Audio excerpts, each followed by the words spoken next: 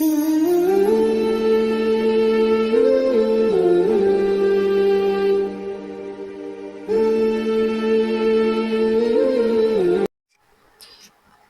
علیکم ورحمۃ اللہ وبرکاتہ۔ نحمدہ ونصلی علی رسولہ الکریم، اما بعد فاعوذ باللہ من الشیطان الرجیم، بسم اللہ الرحمن الرحیم۔ جی ڈیئر اسٹوڈنٹس، پیارے ایمانی ساتھی، کیسے ہیں آپ سب؟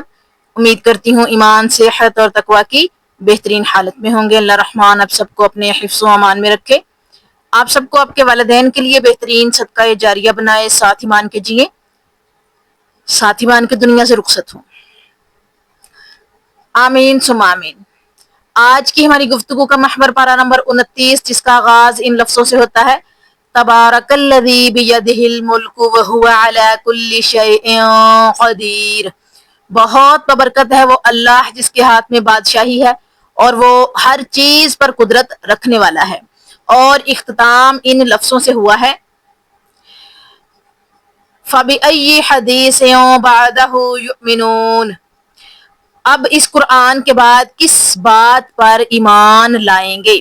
پارے کے آغاز میں بادشاہی اور قدرت خداوندی کا تذکرہ ملتا ہے، پارے کے اختتام پہ دلائل سے منہ موڑنے کا تذکرہ ہے۔ ہمارے لیے پیغام رکھتا ہے: دلائل سے منہ موڑو گے نہ رب کو پہچان پاؤ گے، نہ ہی کردار کو خوبصورت بنا پاؤ گے۔ آئیے اس پارے کی روشنی میں دیکھتے ہیں توحید کا سبق یاد کروانے کے لیے میرے رب نے کیا کیا دلائل پیش کیے اور کردار کو خوبصورت بنانے کے لیے کون کون سے اعمال پیش کیے۔ رب کی معرفت کے دلائل ہم دیکھتے ہیں پہلے، جس میں پوائنٹ نمبر 1 ہے: زندگی اور موت کا مالک ہے تو اللہ تعالیٰ، بے شک ایسا ہی ہے۔ سورہ ملک آیت نمبر 2 میں ارشاد ربانی ہے: الذی خلق الموت والحیاۃ لیبلوکم ایکم احسن عملا وہو العزیز الغفور۔ جس نے موت اور زندگی کو اس لیے پیدا کیا کہ تمہیں آزمائے کہ تم میں اچھے کام کون کرتا ہے، اور وہ غالب اور بخشنے والا ہے۔ بے شک ایسا ہی ہے کہ زندگی اور موت کا مالک تو رب ہے، اور اس نے موت اور زندگی کو اس لیے پیدا کیا ہے کہ وہ انسان کو آزمائے کہ کون اچھے کام کرتا ہے اور کون نہیں کرتا، اور وہ تو غالب ہے اور پھر وہ بخشنے والا بھی ہے جو اچھے کام کرے گا۔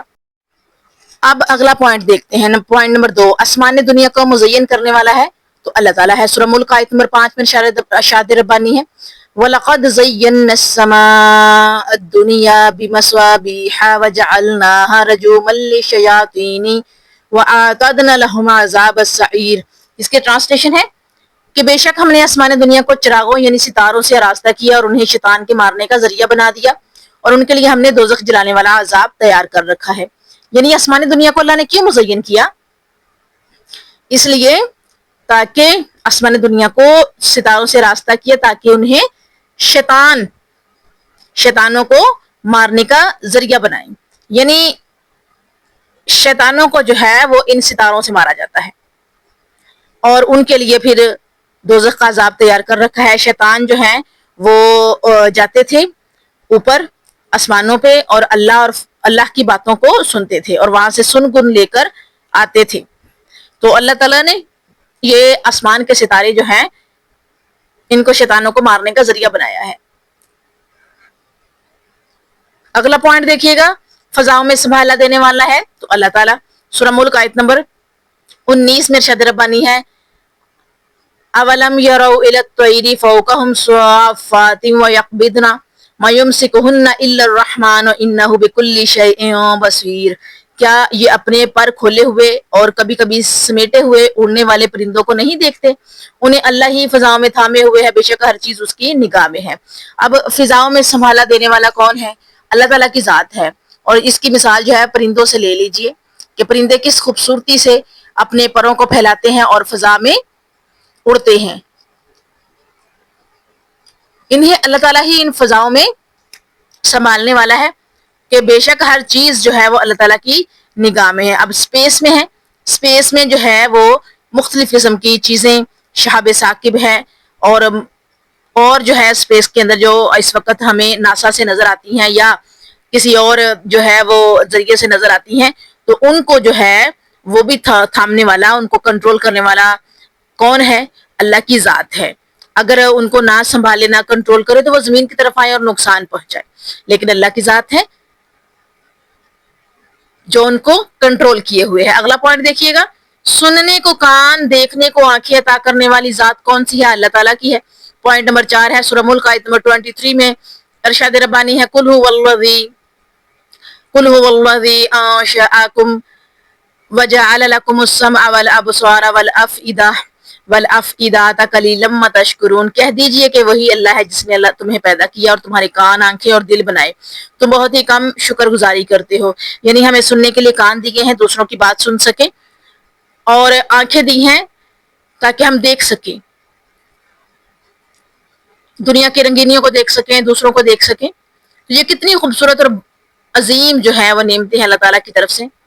اور پھر یہ کہ ہمارے کان اور دل بنائے، پھر بھی جو ہے وہ انسان ناشکری کرتا ہے، وہ شکر گزاری نہیں کرتا، یا کرتا بھی ہے تو بہت تھوڑی کرتا ہے۔ جتنی بڑی اللہ پاک نے یہ نعمتیں دی ہیں اتنی شکر گزاری ہم سے ہو ہی نہیں سکتی، ہم کرتے ہی نہیں ہیں۔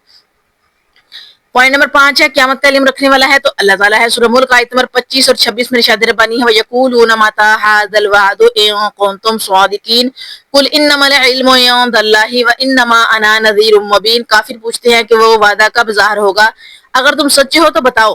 آپ کہہ دیجئے کہ اس کا علم تو اللہ ہی کو ہے، میں تو صرف کھلے طور پر آگاہ کر دینے والا ہوں۔ اب یہاں پر قیامت کا علم کے بارے میں پوچھا گیا ہے، وہ تو صرف رب کائنات کو پتہ ہے کہ جب قیامت آنی ہے، اللہ کا حکم ہو جانا ہے اور پھر اسرافیل جو ہے وہ سر پھونکیں گے اور قیامت قائم ہو جائے گی، کسی کو بھی نہیں پتا۔ جبکہ کافر جو ہیں وہ ہیلے بہانے کرتے تھے، اور پھر انہوں نے یہ بھی سوال کیا کہ اللہ نے جو وعدہ کیا ہے قیامت کا وہ کب سچا ہوگا، کب پورا ہوگا۔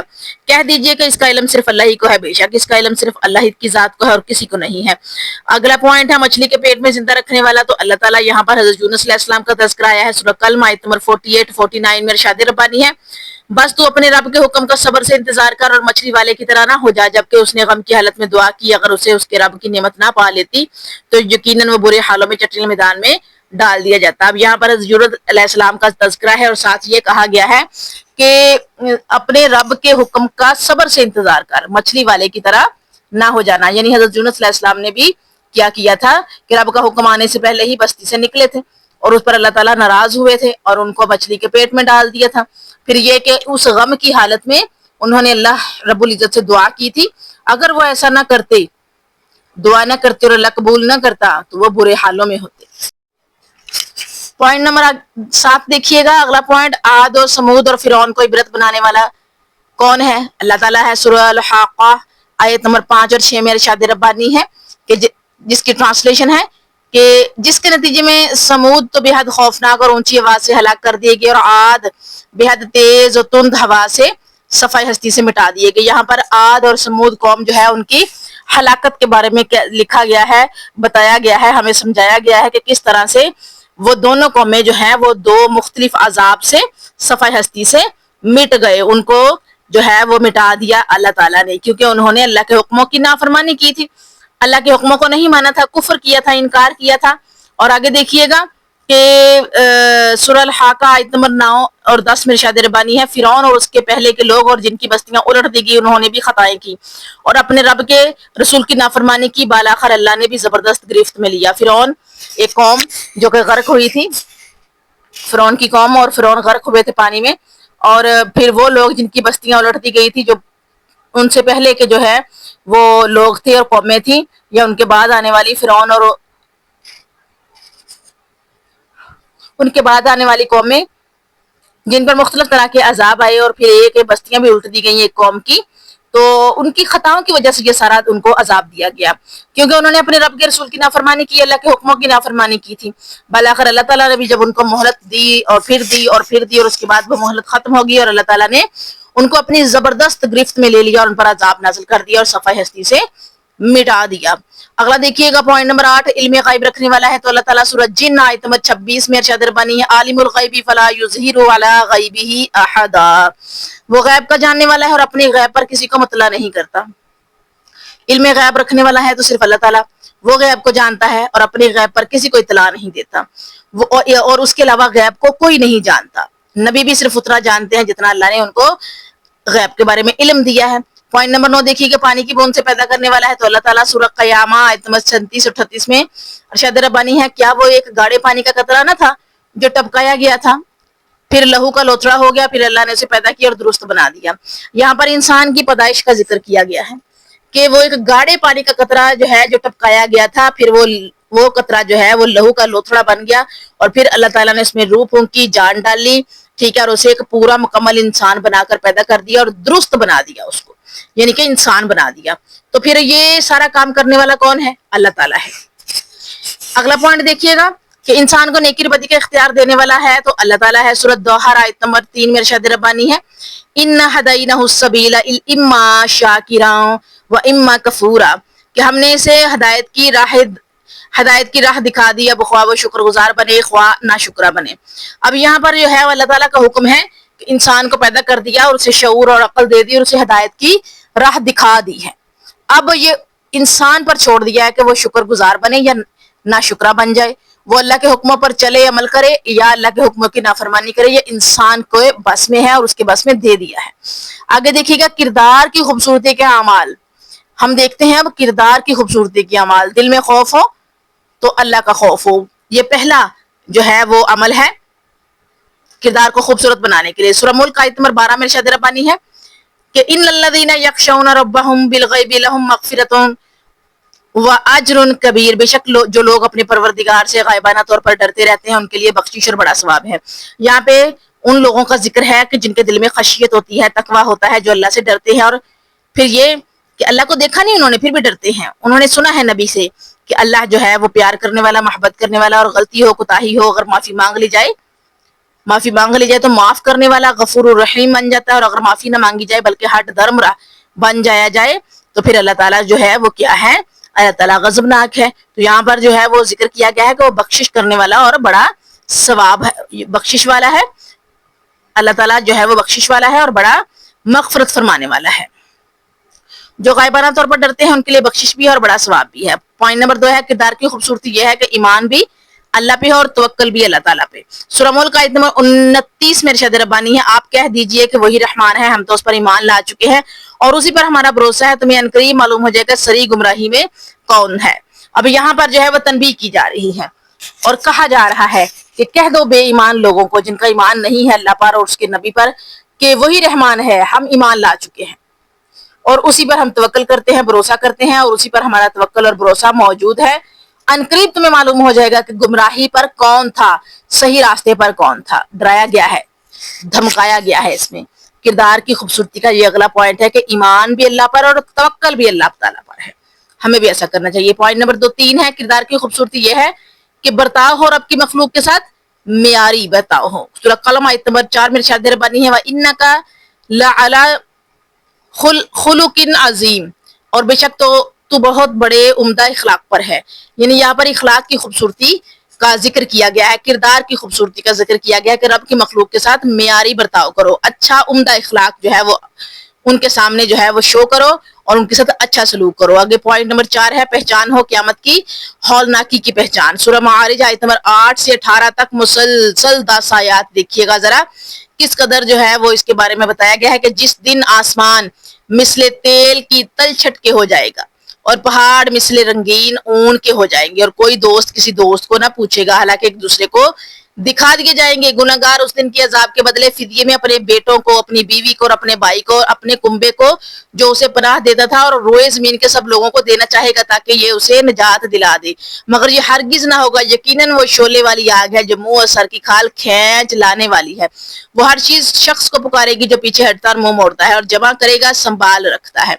کس قدر جو ہے وہ دردناک منظر بیان کیا گیا ہے قیامت کا کہ وہ لوگ جو انکار کرتے ہیں، اللہ کی آیتوں کا کفر کرتے ہیں اور پھر اللہ کے حکموں سے جو ہے وہ منہ موڑتے ہیں، ان کے لیے ہے کہ اس دن آسمان کی جو ہے وہ حیت کیا ہوگی، تیل کی تلچھٹ ہو جائے گا اور پہاڑ جو ہیں وہ رنگین اون کی مانند ہو جائیں گے۔ کوئی رشتہ کسی دوسرے رشتے کو پناہ نہیں دے گا، بلکہ وہ اپنی اولادوں کو، اپنی بیویوں کو، اپنے بھائیوں کو، اپنے کنبے کو جو ہے وہ لوگ، وہ کنبہ جس کے لیے دنیا میں سب کچھ کیا گیا، ان کے لیے جو ہے وہ پناہ گاہ کا انتظام کیا گیا، کمایا گیا، ان کو پالا گیا، تو اور اس کے علاوہ روئے زمین کے سب لوگوں کو بھی وہ دینا چاہے گا تاکہ اسے اس عذاب سے نجات مل جائے، لیکن ایسا ہرگز نہیں ہوگا. شعلے والی آگ ہوگی جو منہ اور سر کی کھال کھینچ لے گی اور پھر ہر شخص کو پکارے گی جو پیچھے ہٹے گا, جو منہ موڑے گا, یعنی جو کفر کرنے والا ہوگا اور جمع کر کے سنبھال رکھتا ہے.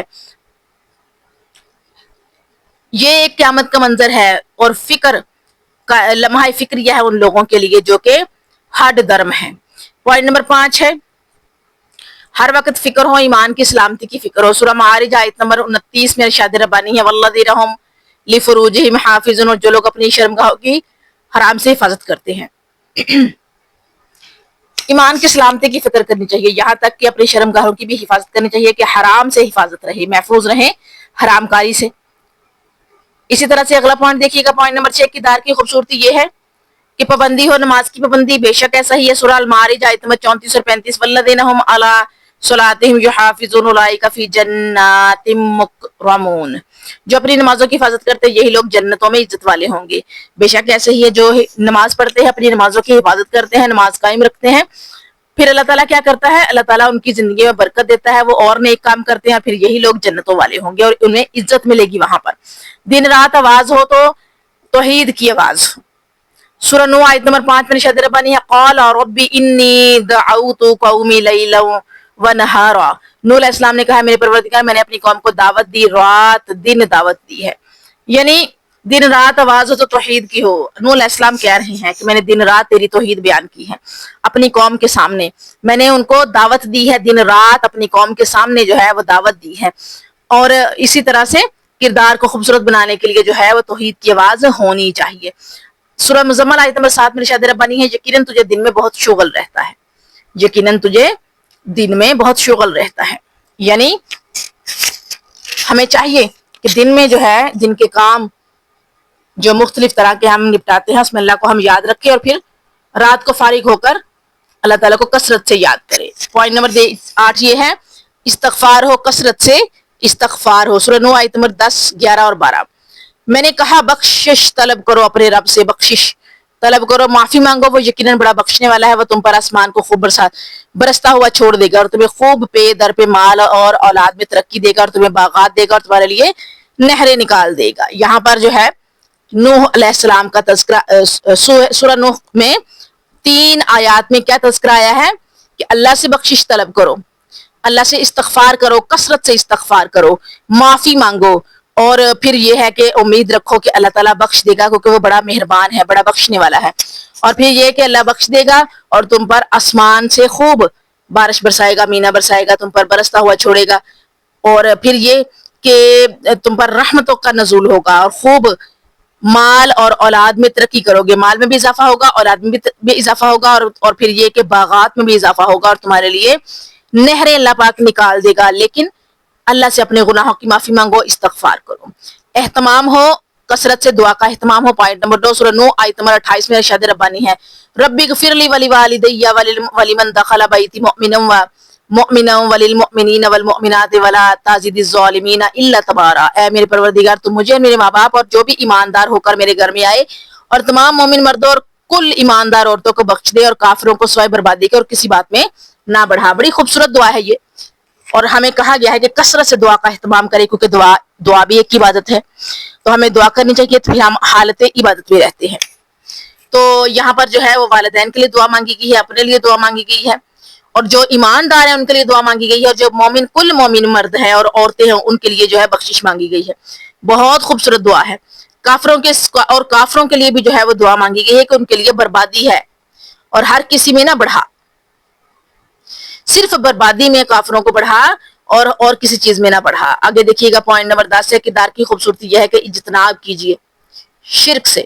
سورہ جن آیت نمبر 20 اور 21 میں ارشاد ربانی ہے آپ کہہ دیجئے کہ میں تو صرف اپنے ہی رب کو پکارتا ہوں اور اس کے ساتھ کسی کو شریک نہیں کرتا, کہہ دیجئے کہ مجھے تمہارے کسی نفع نقصان کا اختیار نہیں. یعنی یہاں پر کیا کہا گیا ہے کہ کردار کی خوبصورتی یہ ہے کہ شرک نہیں کرنا, اور پھر یہ کہ اپنی زبان سے اس کا اقرار بھی کیجئے کہ میں تو صرف اپنے رب کو پکارتا ہوں اور کسی کو نہیں پکارتا, اپنے رب کو بلاتا ہوں اور کسی کو نہیں بلاتا, اپنے رب کی عبادت کرتا ہوں اور کسی کی عبادت نہیں کرتا, اور اس کے ساتھ کسی کو شریک نہیں ٹھہراتا. اور پھر یہ بھی جو ہے وہ یہ کہے کہ مجھے تمہارے کسی نفع نقصان کا کوئی اختیار نہیں ہے, یعنی کہ نہ نفع میرے ہاتھ میں ہے نہ نقصان میرے اختیار میں ہے.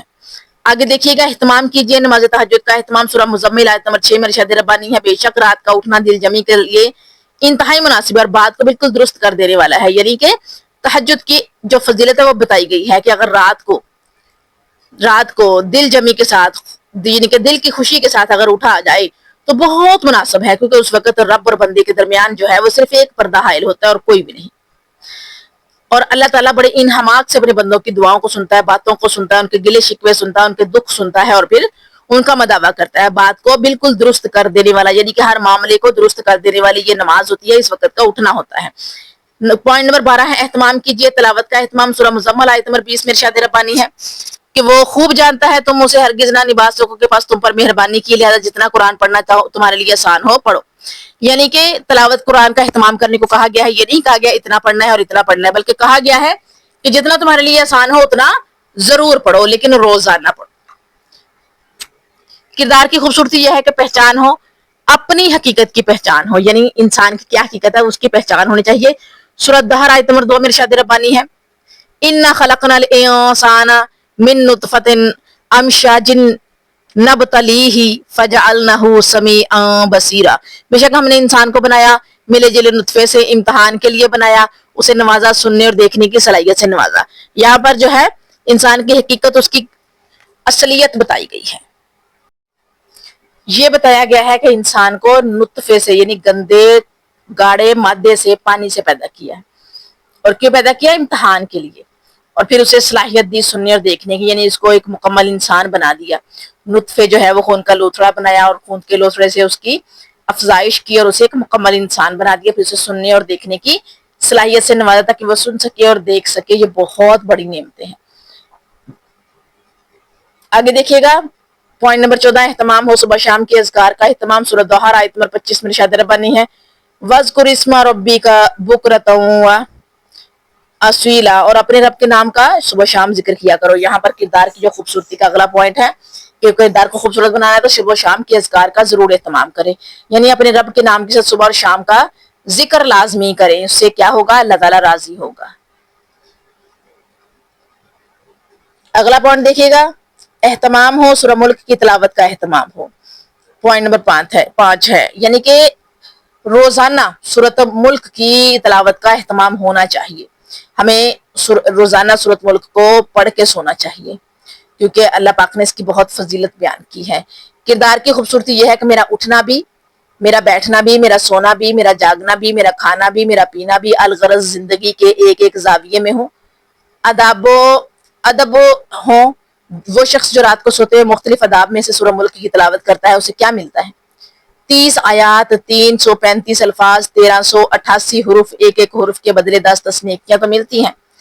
आइए देखते हैं कौन कौन सी इनामात है जिनसे सूरह मुल्क का एहतमाम करने वालों को नवाज दिया जाता है। यानी वो लोग जो सूरत मुल्क का एहतमाम करते हैं उन्हें कौन से इनामात से नवाजा जाता है। पहला इनाम है सैयदना अब्दुल्ला बिन मसूद की सही अल जामिया हदीस में, हदीस नंबर 3643 रवायत है, रसूलुल्लाह सल्लल्लाहु अलैहि वसल्लम ने फरमाया, ये सूरह मुल्क है जिसका पढ़ना अज़ाब कब्र से निजात का सामान बन जाता है। दूसरा इनाम है कि सैयदना अबू हुरैरा रज़ियल्लाहु अन्हु की सही अल जामिया में हदीस नंबर 2091 रसूल करीम सल्लल्लाहु अलैहि वसल्लम ने फरमाया, ये सूरह मुल्क है इस अंदाज से सिफारिश करेगी कि पढ़ने वाले को माफ करा कर दिया जाएगा। कितना खूबसूरत इनाम है। तीसरा इनाम है सैयदना अबू हुरैरा रज़ियल्लाहु अन्हु की सही अल जामिया हदीस में, नंबर है 2092 रसूल करीम सल्लल्लाहु अलैहि वसल्लम ने फरमाया कि ये सूरह मुल्क है इस अंदाज से सिफारिश करेगी कि पढ़ने वाले को जहन्नम से निकालेगी और जन्नत का मेहमान बना देगी। सुभान अल्लाह।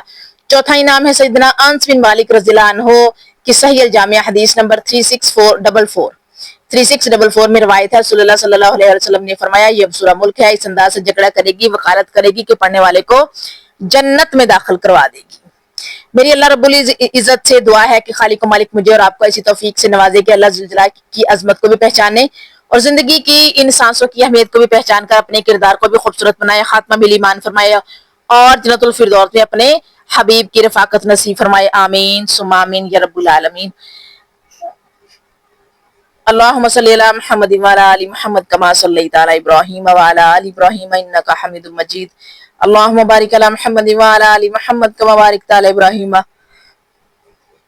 وعلى آل إبراهيم إنك حميد مجيد وصلى الله تعالى على خير خلقه محمد وآله وصحبه أجمعين برحمتك يا أرحم الراحمين. السلام علیکم ورحمۃ اللہ وبرکاتہ.